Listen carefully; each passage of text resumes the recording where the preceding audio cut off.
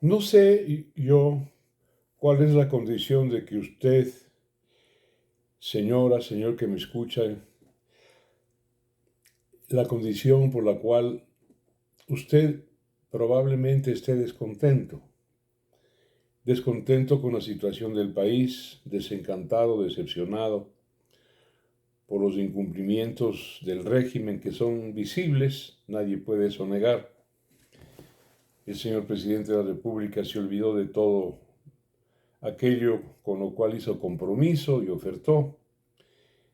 Hay desempleo, hay subempleo, hay falta de ingresos, de recursos. No me canso de repetir porque estas son las estadísticas.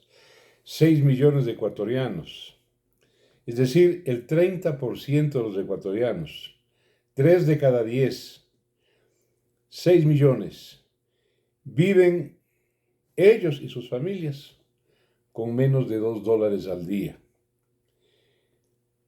Yo entiendo que personas como quien habla, perteneciente a la clase media, o personas con las cuales contacto todos los días, que son de mi misma clase social, casi todos, tal vez no están conscientes de lo que significa desayunar, almorzar, cenar, estoy exagerando, con menos de $2 al día. Cuando llega una enfermedad, cuando tienen que transportarse, cuando tienen que pagar al médico, simplemente no tienen el dinero. Y la vida diaria está hecha de una gran cantidad de obligaciones. No solamente es el desayuno, el almuerzo y la merienda. Eso cuando pueden comer. Entonces, sí, hay una como... Porque las cifras, las estadísticas no nos hacen sufrir. Cuando vemos con los propios ojos o sentimos en carne propia una tragedia de carácter social, una limitación económica, esto nos sacude, no antes. Y esta es una situación crónica en el Ecuador en los últimos 15, 16 o 17 años. Una situación de pobreza, de carencia, de abuso, de malos gobiernos. El gobierno de Correa no puede haber sido peor. Hay gente, ¿cómo calificarla? Hay bobos que dicen con Correa estábamos mejor. Pero claro, si se gastó todas las reservas y todos los ahorros del Estado y no dejó absolutamente nada, eso es una conducta absolutamente irresponsable. Irresponsable. Y se gastó para robar, para el sobreprecio, para el soborno, para la coima, para el reajuste de contratos. 70.000 millones de dólares se llevaron los socialistas del siglo XXI al bolsillo. Pero, insisto, hay bobos, o hay gente que no ha estudiado, no ha ido a la universidad, es incapaz de una reflexión y de un análisis un poquito más allá de las narices, que dicen, con Correa estábamos mejor. Eso es innegable. Bueno, el comentario de hoy día se trata para ustedes, mis amigas y amigos, de recordarles que tenemos una situación crónica ya de varios años. La última vez que tuvimos un crecimiento económico cercano al 5% fue en vísperas de la llegada de Correa, recordarán. Hay que reconocer, era gobernante el señor Lucio Gutiérrez, más tarde le sucedió el doctor Palacio, y hubo un equipo económico realmente solvente. Recuerdo, lo llamaban los tres Mauricios, quienes estuvieron durante 5 años con una renta nacional importante, casi del 5%, en promedio 4 y algo. Eso nunca volvió a repetirse, ni con Correa, tampoco con Moreno y peor ahora.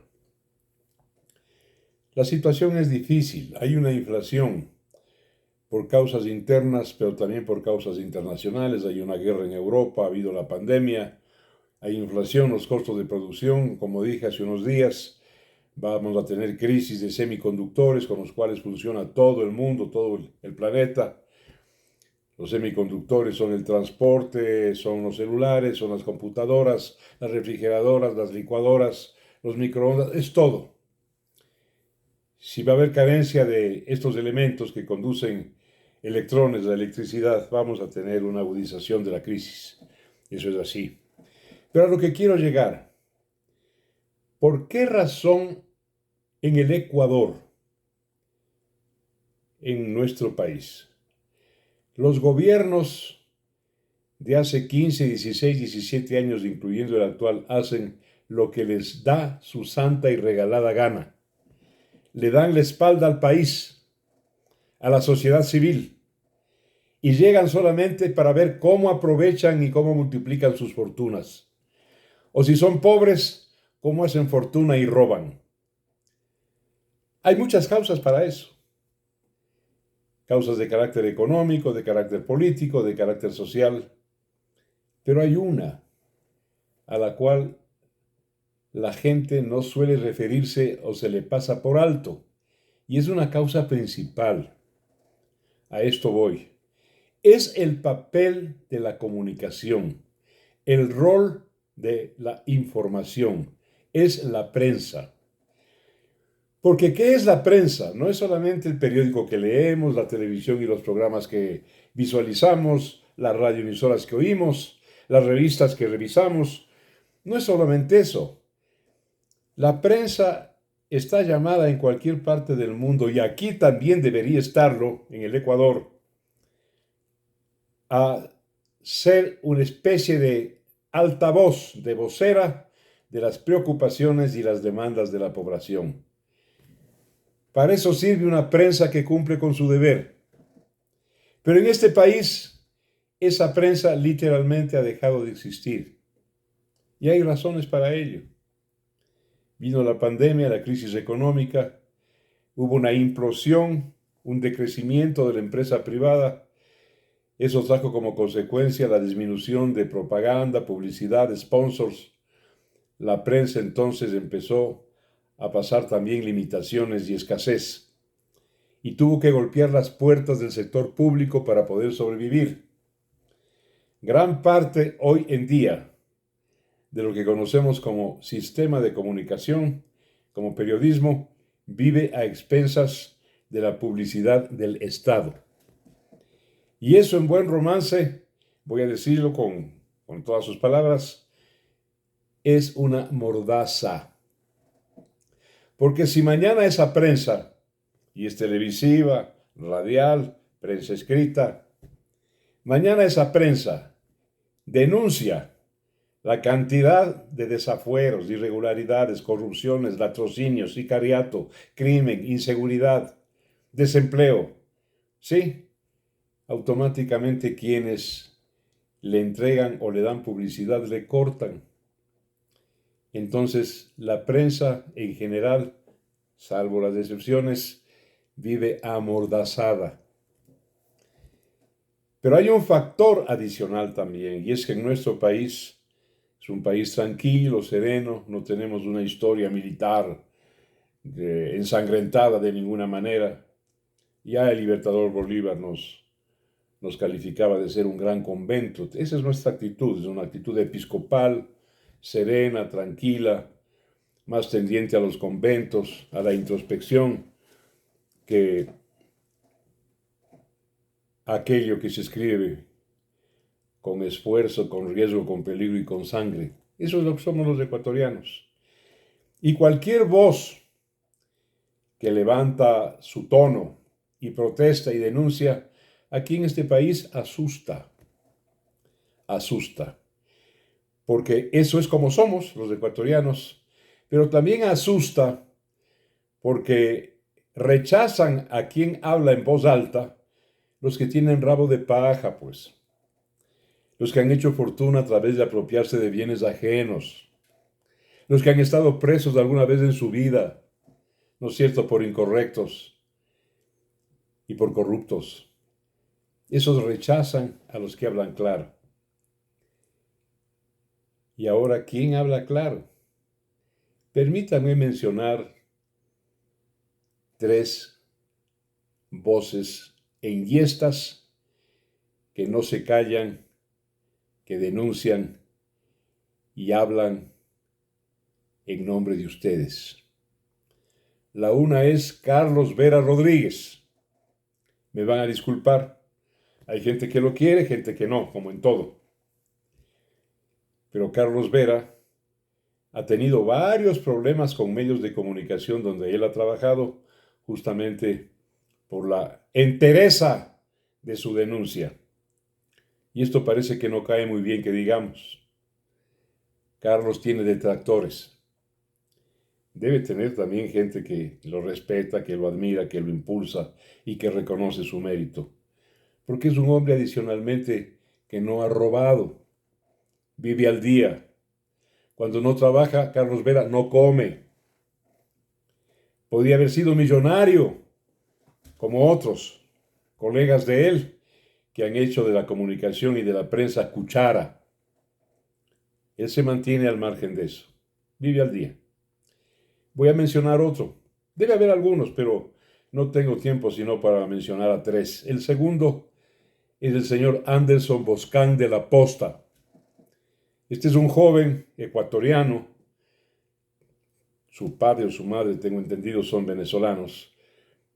Pero este es un hombre que habla claro, que no tiene miedo, que se las juega y corre peligros, lo amenazan.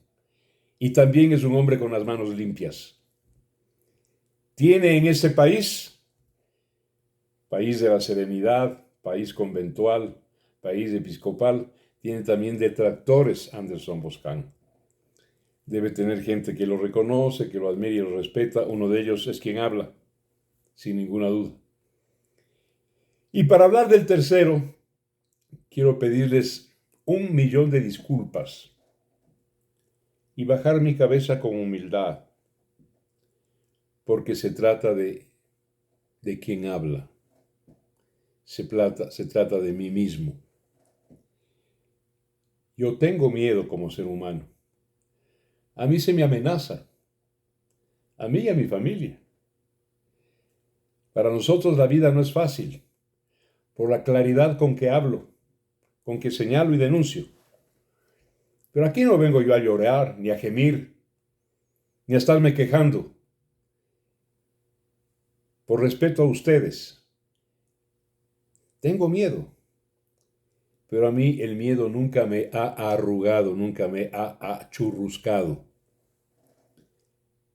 He podido controlarlo y dominarlo. Debe haber otras personas, otros comunicadores, otros periodistas en este mismo rango, pero no somos mayoría. Somos unos pocos. Somos unos pocos.